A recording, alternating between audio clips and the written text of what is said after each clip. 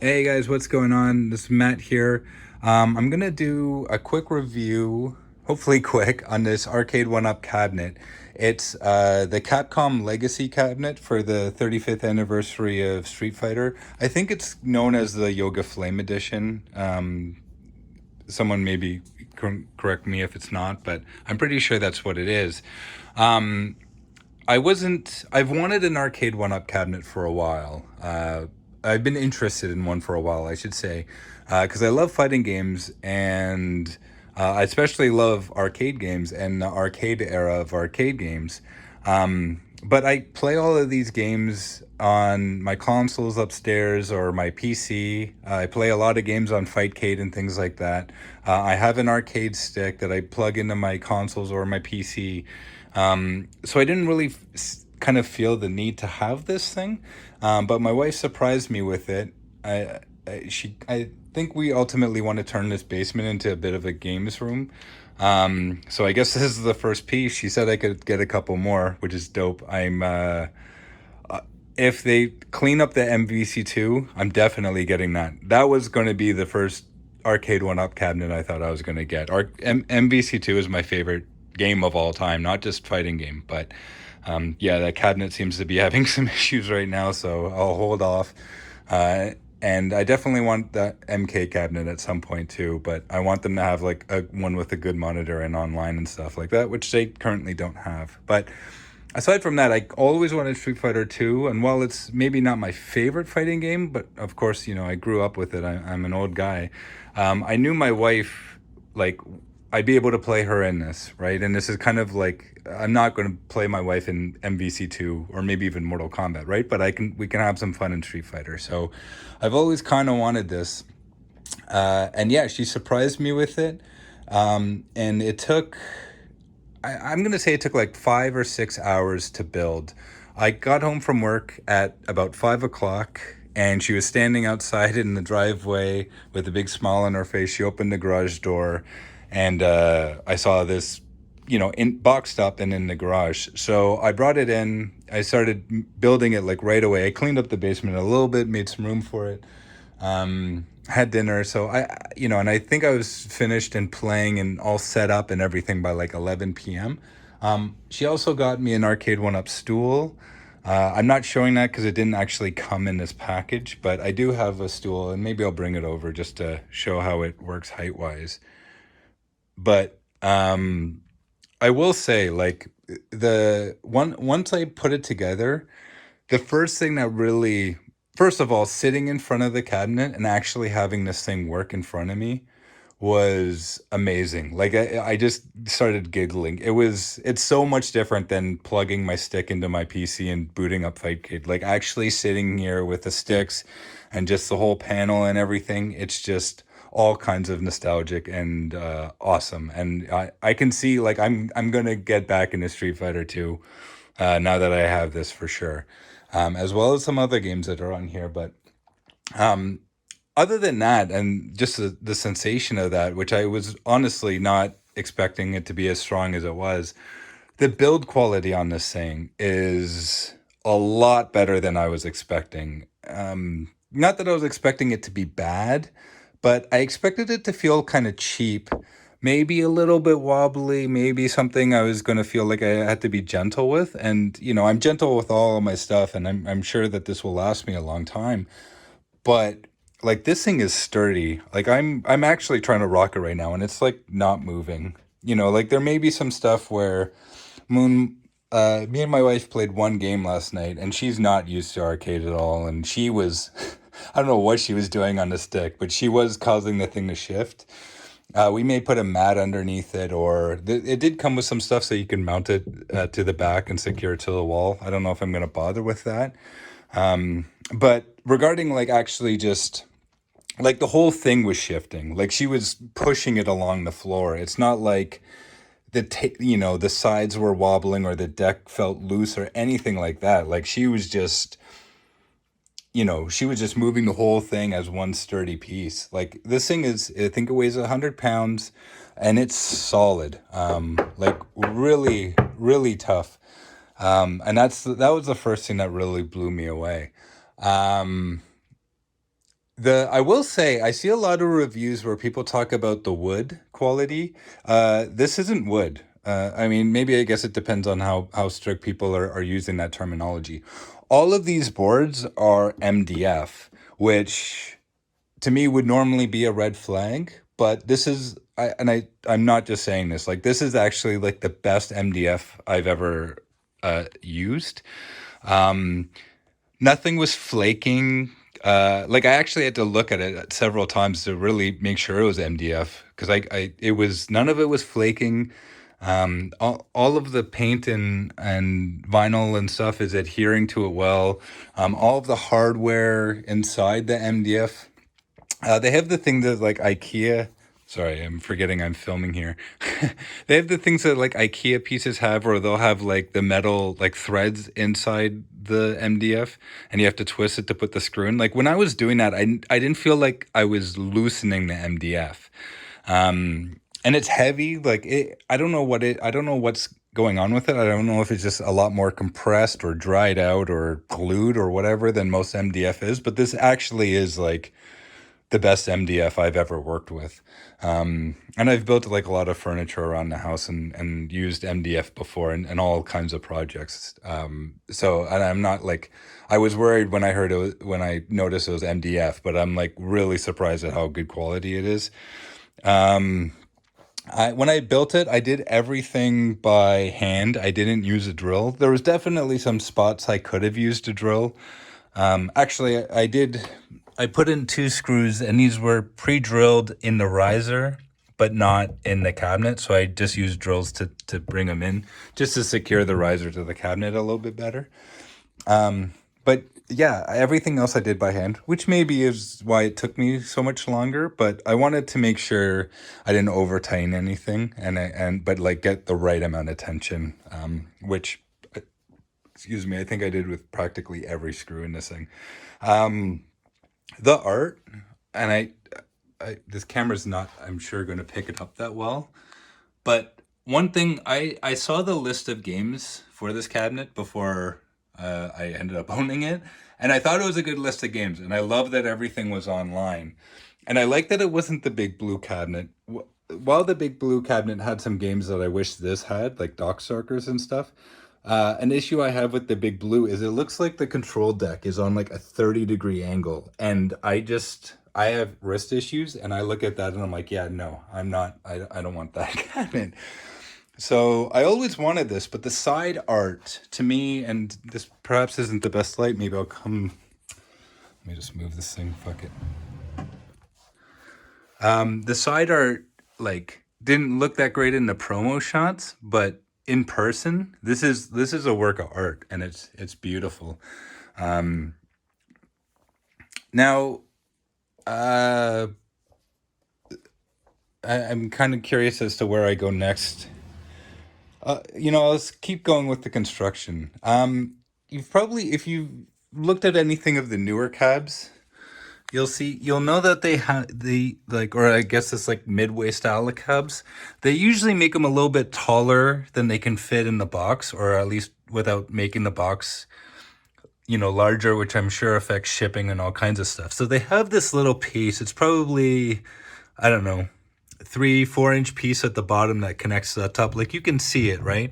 The thing you'll see really is the change of color, which is every time I've seen a video where people talk about this piece, they'll say that the art doesn't line up. And that's true. Like you'll see, those lines in Blanca don't line up. His knuckles don't line up. Um, you know, Reeves' belt actually lines up pretty well, but it lines up well there, but like not there.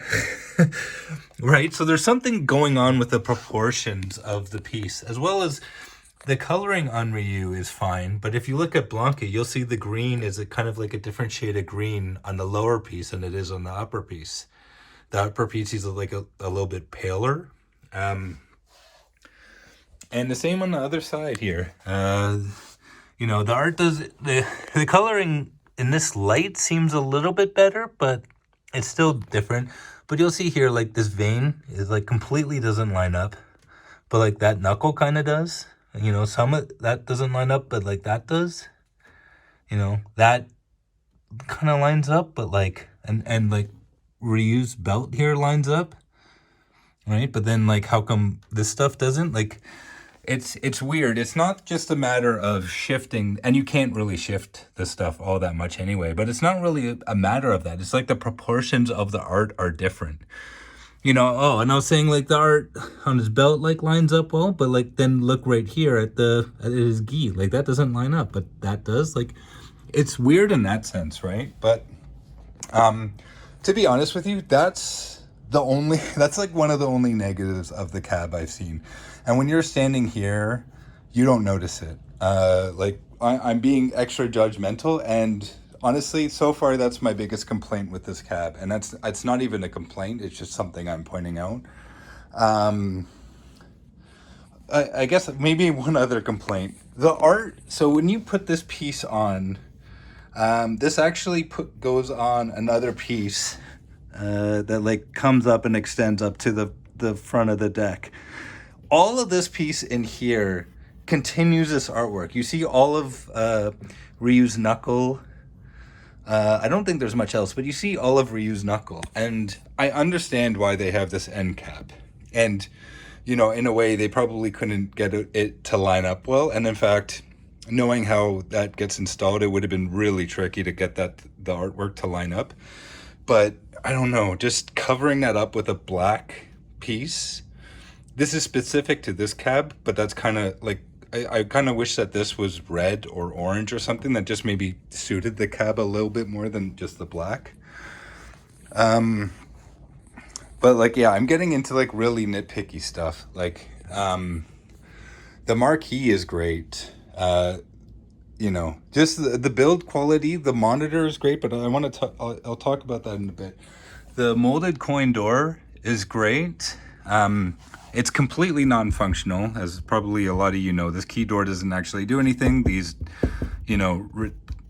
coin, returns or whatever, they don't flap. These buttons don't do anything, and they don't light up. You could, from what I understand, people are cutting. So this is just basically a plate. There's no holes in it, and it just gets mounted on this piece of MDF that it's on. You secure it from the back. I guess what people are doing is they're cutting holes in the MDF behind, and then they're running a light somehow, in the system and lighting up the back of these, because they are translucent. Like, before I put it on this plate and I held it up to a light in my basement, like, they would light up as if like it was an arcade. I'm like, oh, that was so sick. It was just kind of, but again, I'm totally fine that they don't actually light up and these don't flip. That would be extra cost, and would I want to pay an extra $20 or something like that for that function? Not really, right? It is free to play. I'm not actually pressing those, right? Or using them. I have, as you've probably noticed, there's no volume. That's just because I'm trying to do this, record this audio. I think it goes up to 15. Honestly, 9 is like blaringly loud. Like, it's like, that's like at the edge of my comfort level. Yeah, like it's above my comfort level. I typically play around 2, 3, maybe even 1, honestly, depending on what's going on. But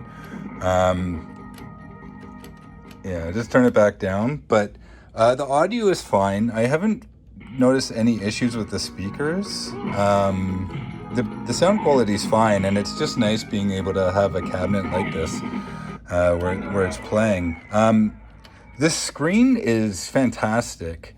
And one thing I'll also say is I play a lot of retro fighting games. A lot of my favorite fighting games. I personally think the peak of fighting games was Marvel vs. Capcom 2 and that era with CVS2 and Third Strike. Those 3 games to me were like the pinnacle of fighting games, and you had Street Fighter 2 in the early 90s, and everything kind of led up to like MVC2. And then, not necessarily that it's went downhill since then. There's been some good games, Xrd, Sam Show 2019. Anyways, I'm not going to get into other games I like, but yeah, anyways, I feel like those were the pinnacle. So I play a lot of games, and I've never liked scan lines, putting in scan lines in emulators and stuff to try and mimic a CRT or something like that on an LED screen. In my opinion, the scan lines are normally too noticeable. They're too, like, it's almost like there's too much blackness in between them, and it really darkens the image. Now, maybe that affects, maybe that's different based on what TV you're using, the size of it, things like that, but the scan lines on this are very gentle, but it does add a nice touch. This is honestly the first time I've probably tried scan lines in 100 different games, and I always turn it on and go, yeah, I'm just gonna play it with the regular. And maybe what I'll do on my monitor, which on this monitor you don't have the choice, but I'll go into, or maybe you do, I just don't know how to access it, but I'll go into the monitor settings and turn down the sharpness. So it's not so pixelated, the edges are a little bit blurry. Try and get that color blur effect of a CRT. And that looks better, and I truthfully I'm okay with that. But you don't seem to have that option in this. But again, I turned on the scan lines, and as soon as I saw it, I'm like, oh yeah, that's great. Like that's the first time I've kept them on. The monitor is great. I mean, not that I really care too much about this kind of stuff, but I haven't noticed it, being washed out on any angle or anything like that. Like and if it looked like it did in the video, that's probably more just my phone or the lighting or something. While I'm here, I don't notice any issues. What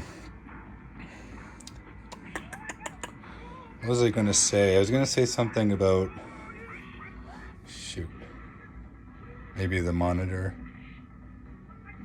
I don't know. Anyways, I do have a couple nitpicks about the control deck, and it's actually not, the stick is, so from what I understand, Arcade1Up sticks used to be terrible, and then starting, I think, with this cab, and then the other fighting games that followed, the MK cab, the MVC2 cab, they may have increased their the springs in them, like the spring tension, so that they're a little bit stiffer.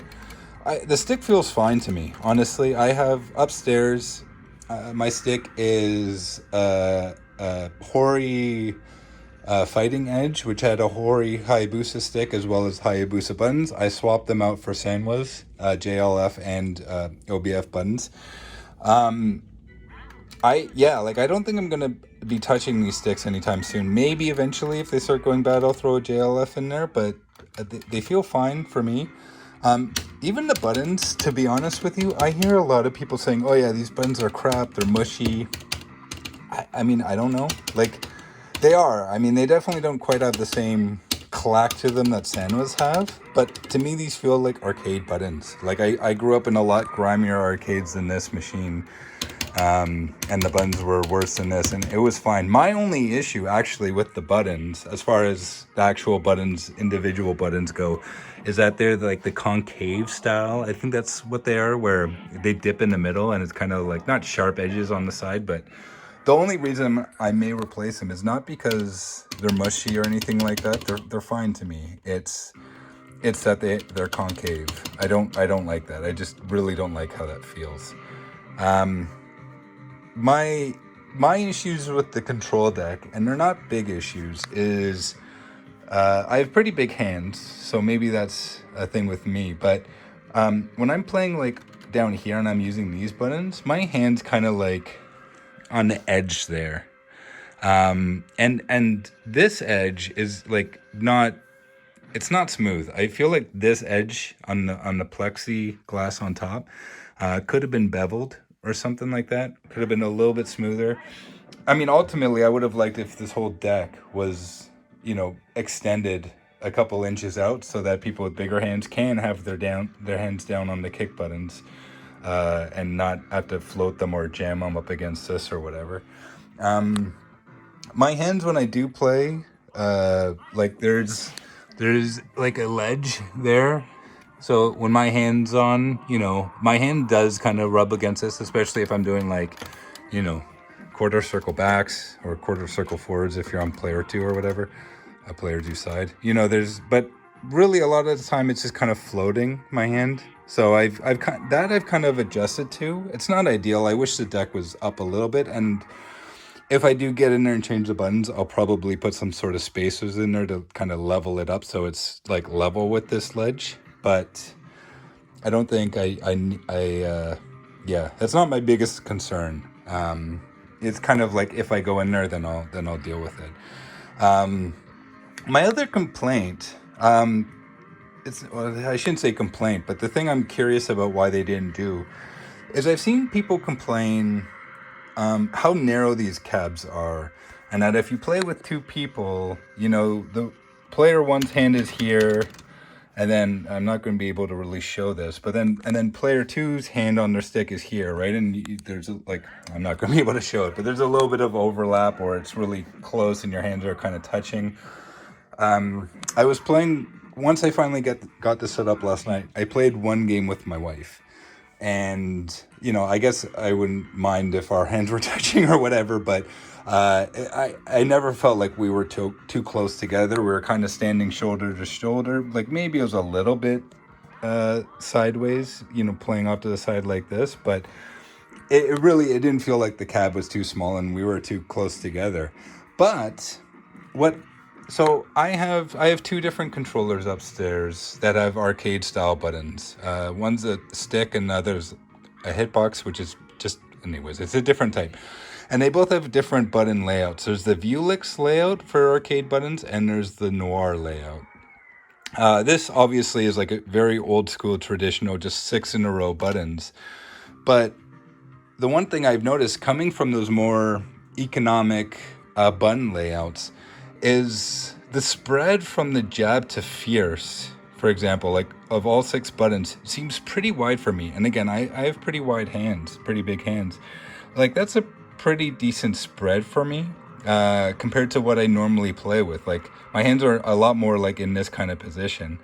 So, and the gaps between these buttons, and even like the punches and kicks are pretty wide. I feel like at least horizontally, they could have narrowed this down like maybe 3/16. And if you do that with both buttons and you get an extra 3/8, you move it over, that gives you a little bit more room for your attack buttons for player 1 and player 2 for their stick.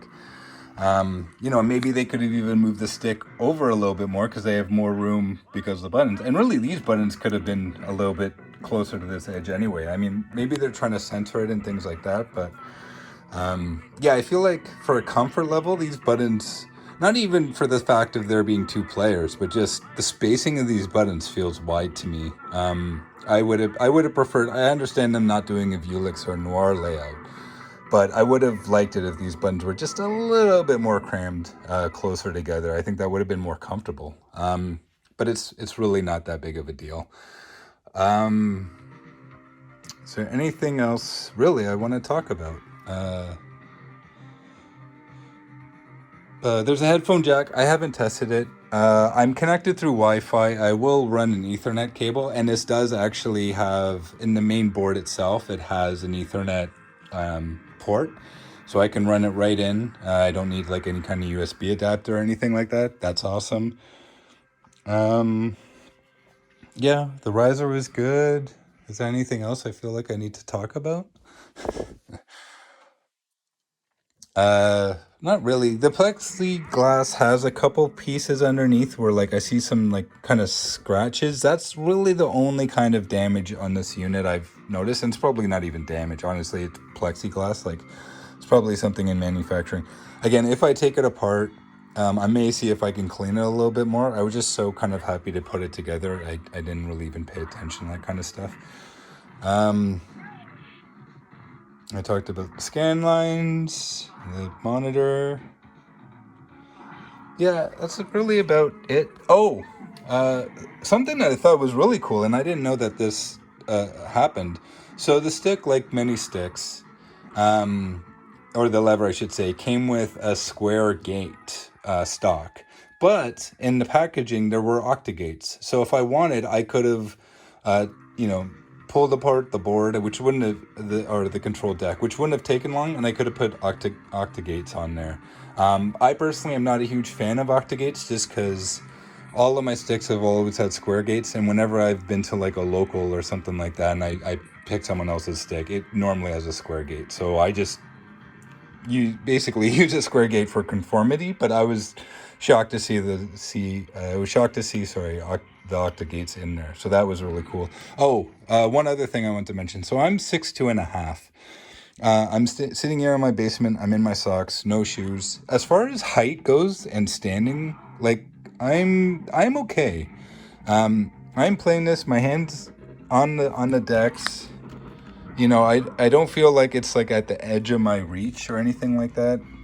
The view of the monitor, that's basically my view of the monitor. Like, yeah, maybe, you know, if I was a little bit shorter, it would be better. But being 6'2.5", like, I'm not concerned that this is taller than I thought it was going to be, and it's bigger than I thought it was going to be. So that was nice. Again, I did get my wife also bought me. My wife's awesome.